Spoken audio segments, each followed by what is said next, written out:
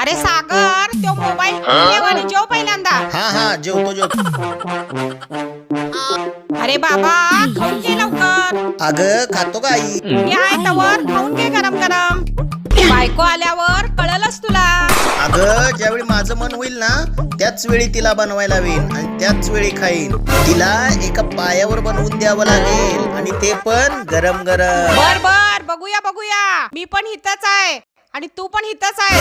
बघूया. प्रियंका, हा खूप भूक लागलीये, जरा चपात्या करून देशील का?